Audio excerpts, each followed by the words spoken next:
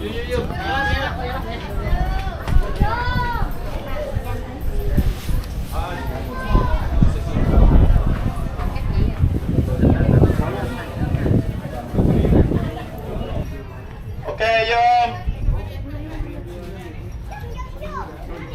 Ở đây đây.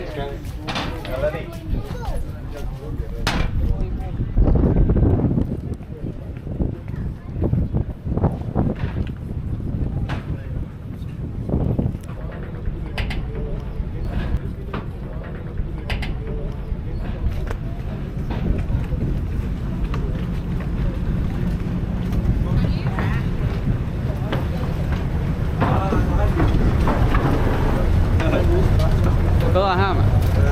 Nice to meet you, gentlemen. So, Ladies and gentlemen. Mekong River. Yeah, here on the Mekong River. Mekong River is from the China, Myanmar, Laos, Cambodia, Thailand, Vietnam, 6 countries. We pass 6 countries. From here to the sea, that's way. About 50 kilometers from here to the sea. Another way to go to Cambodia. From here to the Cambodia this way. About 170 kilometers. Yeah, from here to Cambodia. About 4,800 kilometers to the long from the China. Yeah, 4,800. 在品牌音响，音频输入。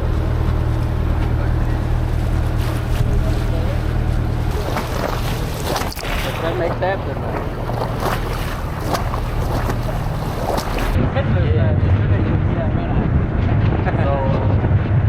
If you want, after the tour,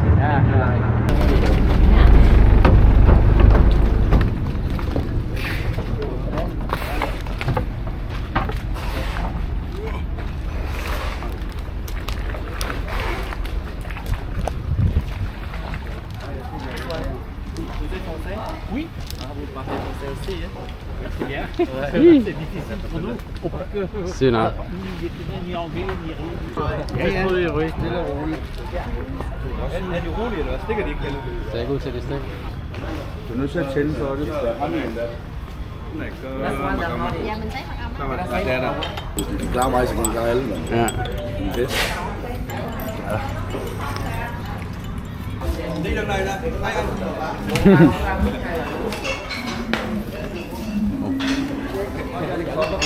Tại biết sao lên kia thì con tiếng Anh mà cách Pháp. Ja. Vous voulez porter des filles also? So you want to take the Oh, snake. the python, Yeah. python, not snake. Er det en træpyton eller sådan en? Sygt. What type of python? Åh, den er sød. Det er sweet snake. Så spørger hvad den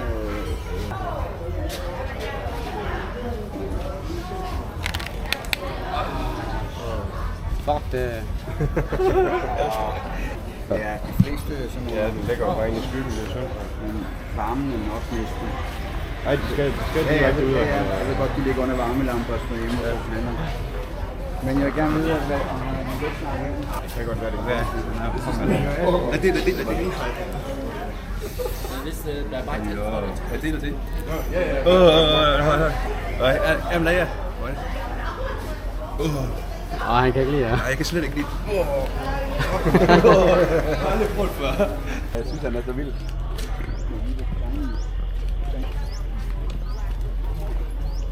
Så har vi en skjorteværktøj. Johan, vil du ikke lige størrelse, men der har vi ja, til min lejlighed op til vinduet. Ja, det skal være, halskæden skal være minimum så tyk. Eller tykkere helst. Hvad siger du? Ja. Hvad siger du? Small. Vietnam, biết sai. Ja, Vietnam. And you should see Danish sides. This one the handwork. How to make the pop rice? So you pop look at rice. this one the rice. You need some You popcorn. put About inside the rice. sand. In the sand is not the mountain. We take around. Just we cook here. You put inside the river explode. The some min. Mang phạm ở mai. Để về chụp hình nha. Fede mor står altid bare og står og snakker foran det der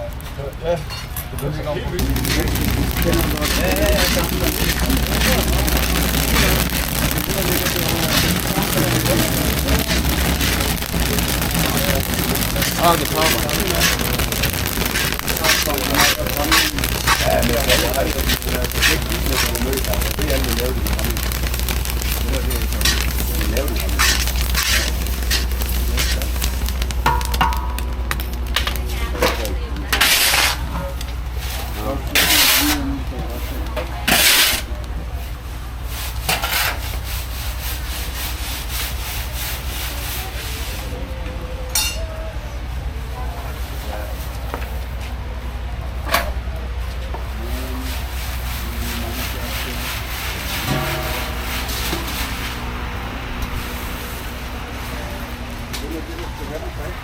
Chết mặn. Nóng không? Có lịch bom để làm mà không mình.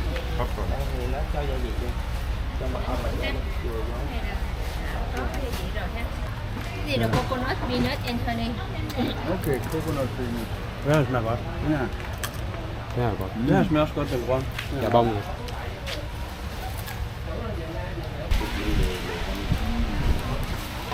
Not the honey inside, not the honey. This way, this way. Cà rem dừa ngon lắm.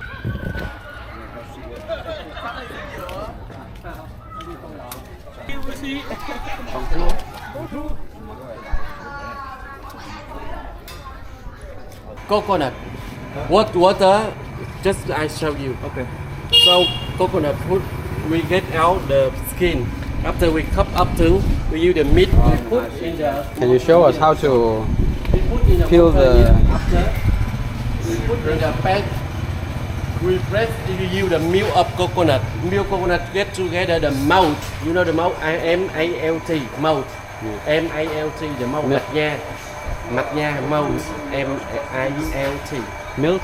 Malt? No, malt. Peanut, coconut candy, peanut. This is We the cook about honey. 40 minutes. 40 minutes. After.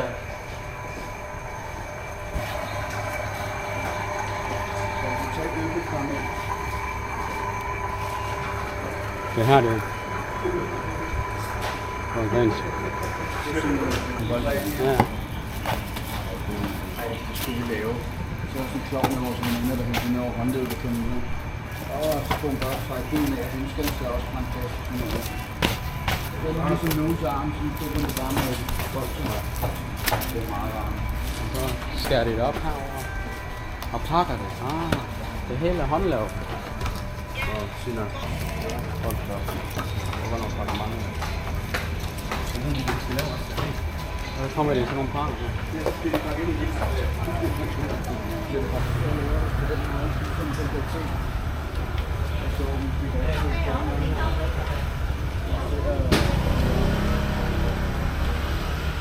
Try the food. Food. What kind of food?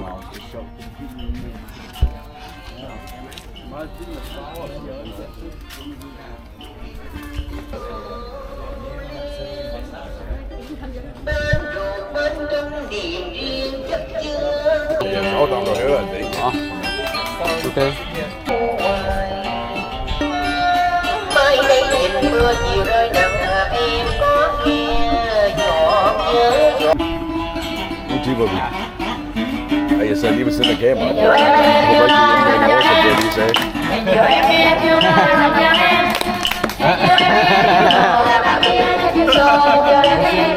Bao nhiêu năm qua anh về làm quê chắc hoài là nhà tao bà nhà tù. Ôi muốn làm sao kỷ niệm em về tuổi thơ em.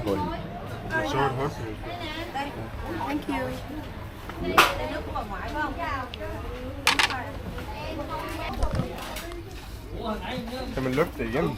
Ja, lidt for lugt. Ja. Thơm, hơi thơm tí, không có nồng. Er det ikke så slemt, vel? Nej, det er da fint nok. Nej, det lugter da helt vildt meget af lort. Skud. Ja. Jeg ved godt, hvordan det lugter. Ja. Okay. Det kan sådan nogle lugte der.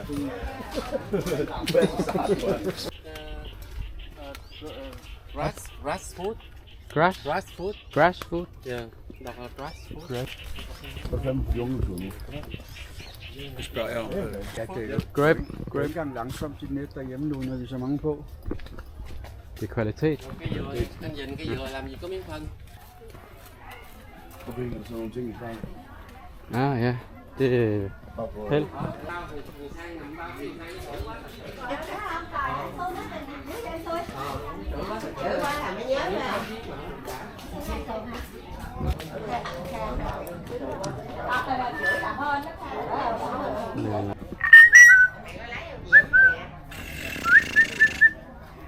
Det er noget til mig i dag nu. So why you know the cacao? I've seen it on TV.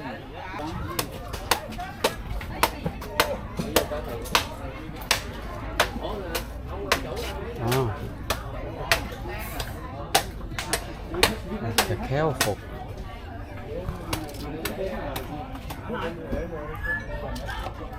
Cái này ăn tươi luôn. Dạ đúng rồi. Và Cái fresh hạt, hơn nè. cái hạt đó là làm ra bột cacao á. Dạ.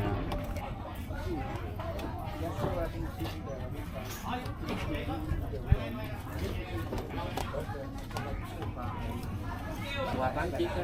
Đây là 2 chiếc này. Này nó dừa. Altså det er kokosvand der er på. Er det kakao her? Vậy chưa?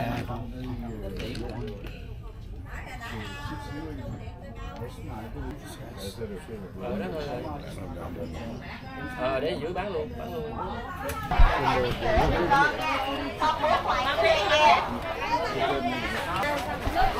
Qua đây, từ đi. Qua đây nè. Qua đóng sữa trên đây. Qua đây chị xuống cầm xuống.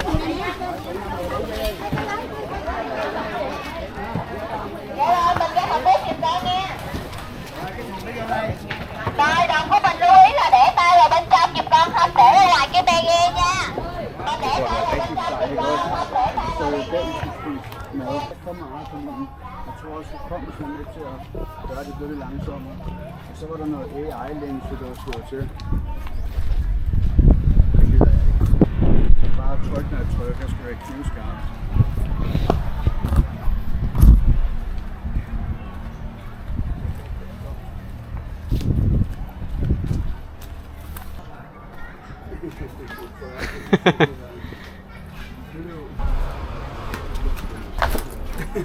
Kunne næsten. Kommer du op og giver den ene? Jeg skal heller ikke spise det nu, tror jeg. Ja, det er sådan med hestevogn, ikke? Jamen, jeg putter bare. Ja, men det er også starten. Nu skal der stå derhjemme lidt.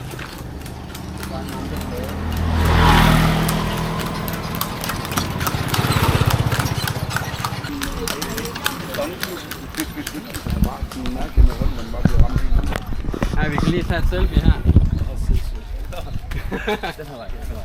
Ja, her, der vi kan gå. Anh vô luôn. Vô luôn. Vi tager lige guiden med. Ja. Nej.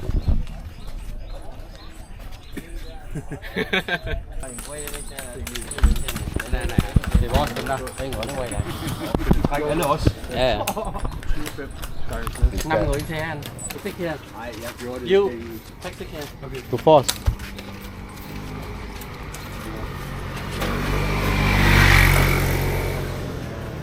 Lige her, hvor den prutter.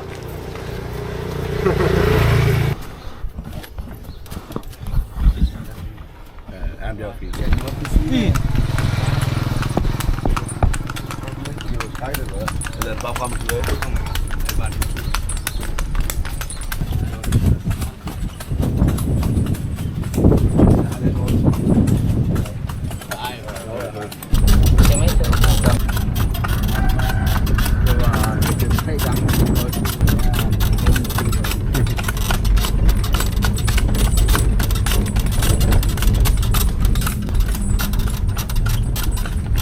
Så går han ned og skifter til en ny.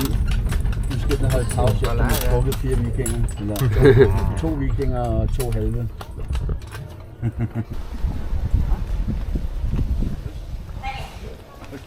Good job.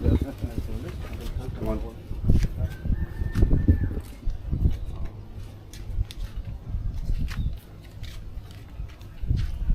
Hvor er ham derhen? Jeg ved det der.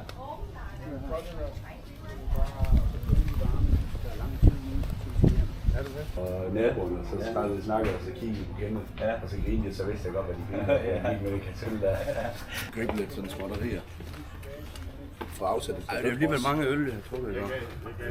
Der er blevet drukket. Gode dage for. Ja, nu er jeg så.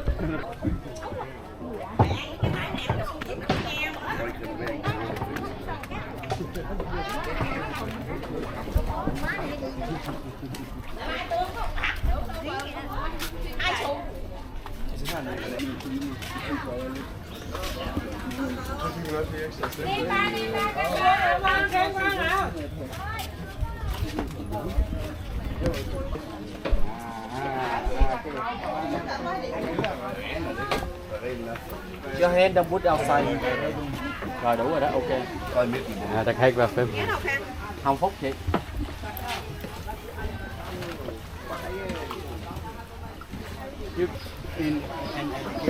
Nè. Sao được không? Anh ngồi trước anh quay phim đi, ngồi trước. Anh ngồi trước. Ừ, anh ngồi giữa, em ngồi sau. Nej, jeg kunne klippe. Jeg har lagt mine sko derhjemme. Ngồi đây hả? Hay đây? Dạ, ngồi đó được rồi. Đưa tay vô trong, đưa cái mông ra ngoài. Đưa cái đít ra ngoài, đưa cái đít ra ngoài.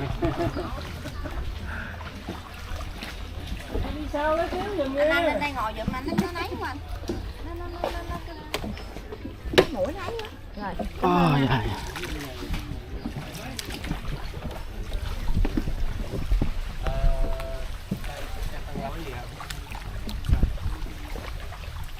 Vegan kylling der. Có cá thì tự nhiên xù anh ngon lắm. Có cá Fisk og sådan noget. Rồi. Chèo ra đó 2 cây số. Từ sejler i 2 km. Chậm nữa. Chậm lại, bơi nhanh thôi, bơi qua mỏng. Nó không 17 tuổi mà. Kêu bơi chậm lại chút. Qua rồi nó sung thấy không, nó bơi ghê rồi. Còn bọng là tự mình.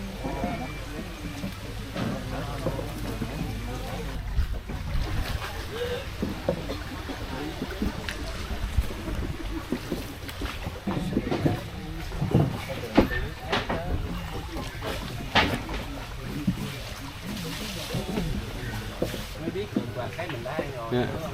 Đi chơi là phải hưởng thụ.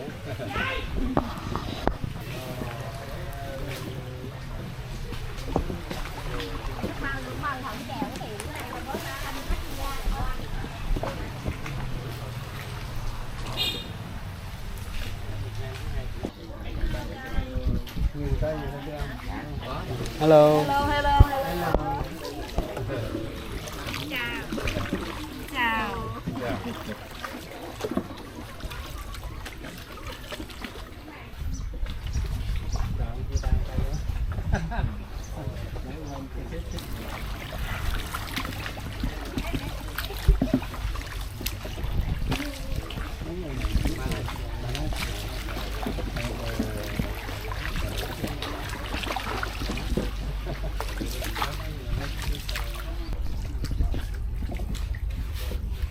Daniel. Forstår. Forstår. Jeg må stå op.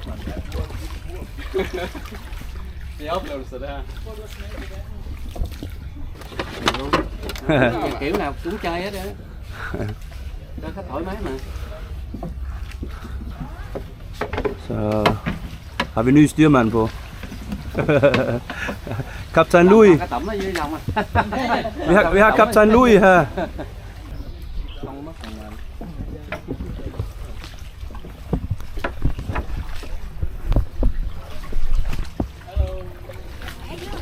Rồi, khỏe luôn.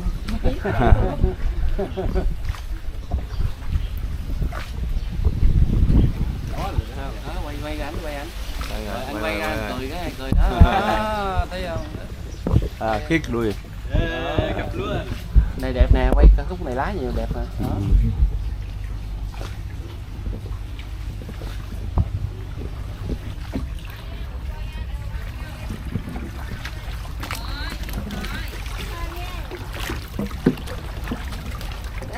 Các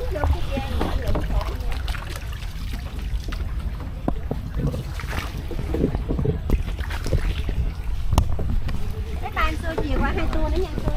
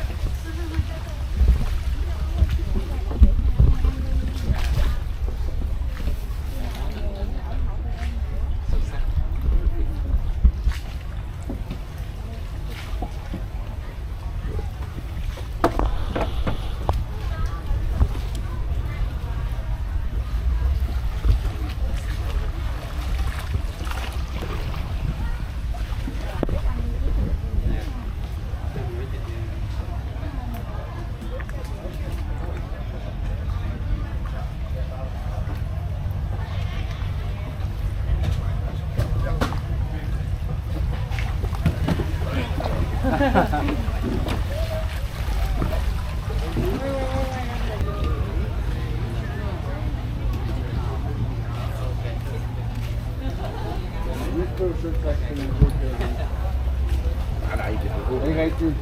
det må du sige noget i det, ja.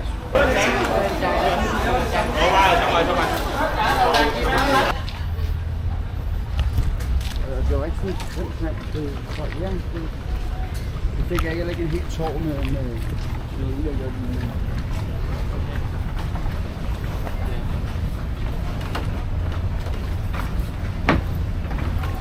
欢迎使用绝地配品的门响，音频输入。Alo. Bây giờ đi Tân Long đúng không? Same boat.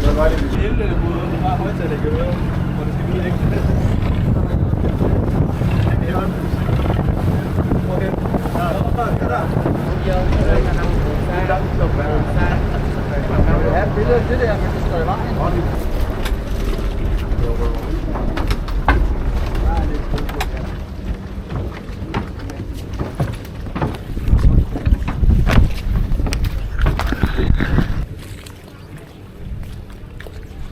Tân Long.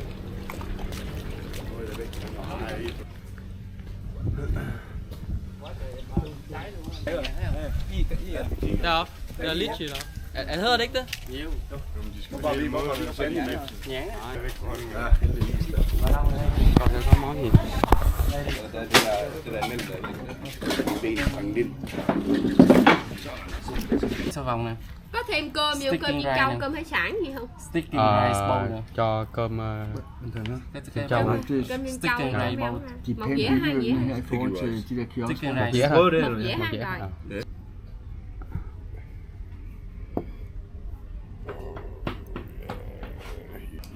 Det der, det smager godt. Det smager godt. Det er sprød, som I kan spise alt på den fisk her. Hold da op. Hold det til fisk her. Der var alle, der var billeder på. Det er lys. Hvordan? Og så ris. Den rulle du.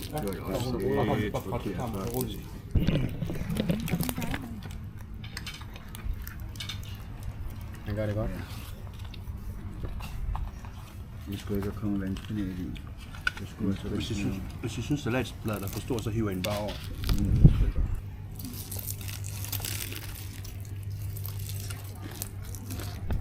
Det er godt nu. Nu hurtigt går det i stykker, det der spiger. Bare tage en ske og så Bare rykke den frem med fingrene. bank den ind. Sådan der. Sådan der. Så bare hive af jer.